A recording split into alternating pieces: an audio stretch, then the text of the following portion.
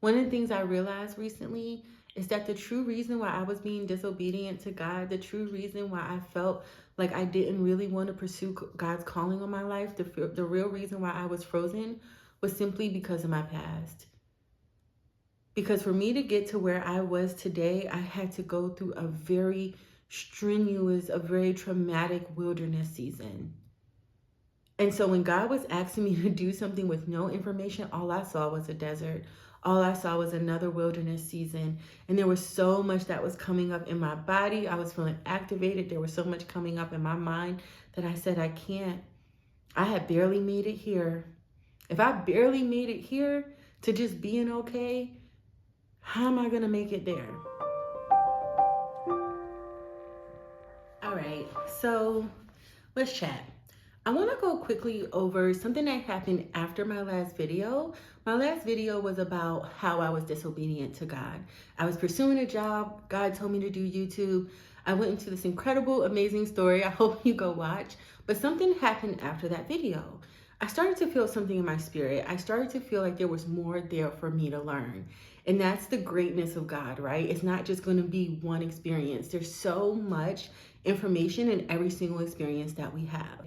So as I was just teetering around, I kept thinking, okay, you know how you were disobedient to God. You kind of know, along the lines of what you was thinking. You were thinking, well, get a job. That's something you know how to do. Um, you know, wait to do YouTube, bring more income in. I had all these ideas. And even as I was doing the video explaining how I was disobedient to God, I realized I actually didn't know the why. So I sat down and I said, I have to figure out a root cause. And as a therapist, I often believe there's a root cause. There's always a level that we can go deeper, and that's where the real information is. So I prayed, I sat down, I asked God to reveal to me why. Why was I disobedient? What's the reason? I trust you.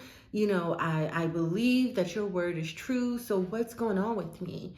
And I came up with some reasons, but then I realized I don't necessarily think it's it. After, spending some time, I realized it was that I was fearful of the journey ahead because of my previous journey. I was fearful of the fight because of how my previous fights looked.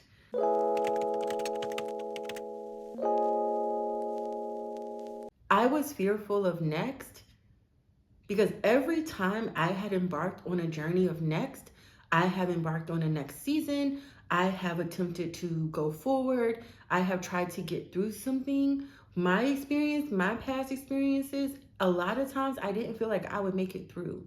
And so when I arrived here, when I arrived in this season of my life, where I am, with the job I have, the community I have with my friends, just with what my life looks like now, even with my relationship with God, it feels comfortable. And there was a time in my life where I did not know I was going to make it here. And I mean that. And so for a lot of you out there, you may hear these messages that are, oh, you have a fear of being seen. And oh, you have a fear of being embarrassed. And oh, you don't believe in yourself. And, you just have to do it anyway. And you listen to those messages, but it doesn't feel like it necessarily applies to you. It feels like it has something to do with you, maybe, possibly, but it's not hitting the core. And for me, I had to fight tooth and nail. I was in wilderness seasons for years. I was lost. Those times were filled with a lot of pain, a lot of loss, a lot of sadness. So when I hear God telling me, hey, it's time to pack it up and move it on to next, the only information I had about what next was like was my past. And I honestly, in my hearts of hearts, did not want to go through that again. And so now I'm here. And this could be what's coming up for you with the calling that God has on your life. You may think, okay, I hear it. I'm ready. I'm packing my bags. I'm ready to take the next step. But I want you to think, how have you gotten to where you are today? Does it feel like a beautiful, remarkable story where you just felt like a champion and you felt like David? Or does it feel like you barely made it through? Does it feel like you were in a fire? A lot of times when we go through in life, when we go through trauma, when we go through challenges, when we go just through really tough seasons, because everything isn't trauma, when we go through just really tough seasons in our life, it can feel like we're in a fire. And walk with me through this. A lot of times when someone's in a fire, when they get out the fire, right, they're just so thankful to be out the fire. Like, I'm alive, I made it. It doesn't really matter what happened to me physically. I'm okay. That's all they can think of.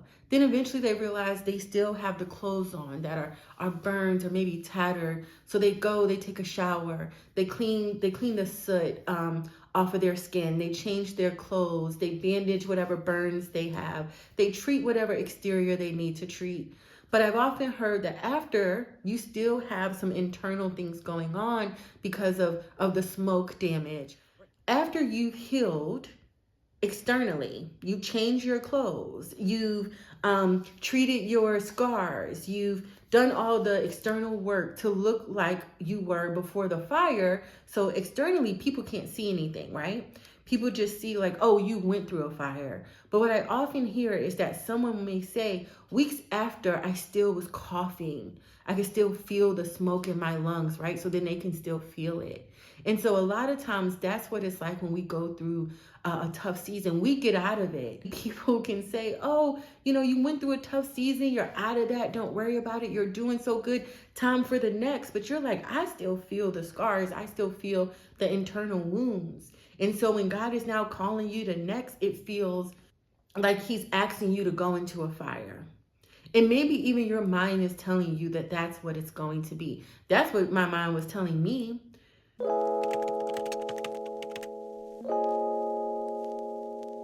So a lot of times when we're hearing people say, oh my goodness, it's a fear of this and a fear of this and a fear of this, it sometimes sounds very minuscule, right? It kind of sounds, lightweight, like you just need to get over your fear. That's it, nothing else. You just need to get over it. But something that I want to let you all know, fear, first off, God talks about it over and over and over and over and over again in the Bible. Second, a lot of times mental health diagnoses, a symptom of anxiety, depression, PTSD is fear. And I'm telling you that information because fear is real. Fear can be debilitating. So if you're feeling fear, even if you don't recognize that's what it is, it's really okay. Because you may say, yeah, I see the plan that God has for me. I see that promotion. I see that opportunity. I'm trying to take a step. Everything in my body wants to take a step, but my mind is just telling me I can't. I don't want to go through that. And that can be so, damning, and it can feel so embarrassing and just saddening to you that your past is still stopping you from your next. Your past is still keeping you from your next. So when you look at your past and you say, I barely made it through. I barely made it through. It was hard. No one understood. It was just me. I was isolated. I was lonely. I'm still learning how to be in now. Yeah, next doesn't sound too great. There's a lot we have to do to mentally prepare for that. And so when I think about why I was disobedient, I realized every time I got into next, it was through literally tooth and nail, me fighting tooth and nail. That's how I got to where I am. It's not like this pleasant, beautiful story. There's beauty in it. I don't want it to sound like that. It's beauty in it, but it was hard. So to say I'm about to embark on another journey, yeah, there was a lot of internal things coming up for me. A lot of internal things. So really, I wanted to make this video to reassure you that if that's what's coming up for you, it's okay. It's okay because it can come up.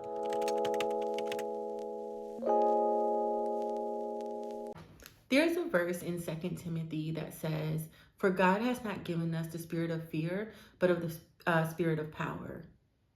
Again, that's fear mentioned. And so for you to really step into your power and step into your season, and this is something I had to do. First thing I had to do was acknowledge the fear.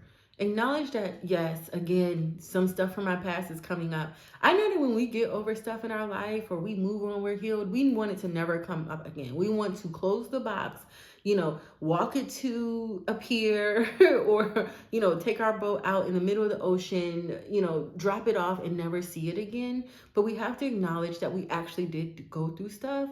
And so sometimes when we're moving forward or we're just going through life, stuff is going to come up. And it's okay. So the first thing to do is acknowledge the fear. It's to take a second and say, okay, this is where it comes from. And that makes sense because I really did go through some stuff. So yeah, the type of fear I have is not for the weak. I have fear because I really went through something, and I'm human, and that's okay. The second thing is to lean into your faith. Lean into your faith in a way that maybe you don't even know how to do yet. So start asking God, hey, how do I have this level of faith that I need for this next season? What does it look like? What do I need to do? Who do I need to become? A prayer I heard today that I've actually been praying is for God to change my character. Like, who do I need to be today so that I can get to where you've asked me to go? What does that look like? So really take all your fears, your worries, everything, take it to God. Lay it at his feet. Hey, God, you know what? I need one more thing. I need another answer. I don't know if he's going to give it to you, but tell him what you think, what you're thinking. He already knows. And then ask God to give you what you need. Okay, I'm going to have faith. I'm going to take this step, but I'm feeling frozen. I'm feeling like I may not be successful. I'm feeling like my past is going to stop me from being successful. I'm feeling like I'm going to let myself down. And then just give it to God and ask him that he sends you some information on how to get through that. And when I say information, I mean a word. I mean a word, a worship song, a message from a friend, a message in the Bible. Do you see what I'm saying? I hope this is all making sense. I hope you're staying with me. So you acknowledge that you're experiencing fear. You've acknowledged that it has stopped you so far, right? Okay, got it. Good. Now you've asked God for faith of his plan and what he's told you. You've asked him, okay, God, what do I need to do to actually believe in this, to take this step, to break through those barriers, to address what's coming up for me, God? I got it. I know that my fear of my past is stopping me. What do I need right now in my life? What do I need to do to break through that? Do I need to increase my prayer time? Do I need to increase, my time with you? Do I need to fast? What do I need to do so that I could get to next? So I could start at least approaching next. What do I need to do now? And then the last thing is to take action. And this is one of the things I want to tell you. Action does not always look like a huge step. For me, when I first started YouTube, you know what I first started doing? Watching videos about starting YouTube. And I think what we do is we let society get to us. Oh, you'll sit there and watch a million videos and you'll never do anything. Blah, blah, blah. Who cares what they have to say? I'm a person for information, so I am going to watch 100 YouTube videos. I am. That's just me. And I love that about myself because I like to be prepared. But there did come a time when I had to say instantly, okay, you do know how to record a video. Do the video. Now, before I even did the video, because if you go to my very first video, that thing took me a year. Because that's how long I was in disobedience. A whole year. But when I got it, I had the information I needed. But if you want to do something else, maybe you want to change careers. So your first step for you is looking at what careers you might want to go into. Going to networking events for careers that has nothing to do with your current one. Like really doing something different. Maybe you want to get into real estate. You need to go to real estate networking events. Maybe you want to get into more your creative side. Find creative networking events or just creative events around you. Just find a way where you could show God that I'm doing what I know how to do right now. And that'll get you some self-confidence as well, because we have to believe in ourselves. Okay, maybe my step doesn't look like anything to the people around me, and maybe you're not telling anybody either, which is fair. Absolutely fair. But what do you have on your list? Where can you say, you know what? I'm really taking steps for this next season of my life to pursue my calling. What does it look like for you? What are 3 or 4 small steps you can take in the next 2 weeks or even month? Because I want to be respectful of where you are. What is something you can do in the near future to get confidence, to increase your faith, to believe what God has told you? Trust me, I understand when we realize that our past is holding us back, there is so much sadness that can come with that. There is so much anger that can come with that, because you can start to feel like I already did the work. I already fought tooth and nail to get over it. I already did the work to dig deep into my past, maybe my childhood experiences, maybe my experiences as an adult, because I don't want us to discount those experiences either. A lot of our trauma that we've experienced or that you've experienced are a lot of our trauma, not only our trauma, the challenges that we've experienced in life, all of that stuff happened as an adult. So I've already done the work to get to where I am. And now that stuff is coming up again and it's stopping me. That person, that stuff that person did to me is stopping me.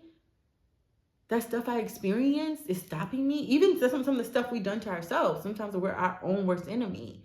That stuff I went through, that's stopping me again. Sometimes that brings up so much anger. But that's okay. So yeah, you may not think that you're ready for the fight, but it may not be a fight. It may be the most beautiful experience you've ever had in your life. That's why you just have to take one step. So as I'm taking steps, I invite you to take steps with me. Please subscribe to the channel, like, comment. We are going to journey together, okay? So thank you for watching. Nothing but the biggest amounts of love and just support through the internet. All right, thank you so much. See you next time.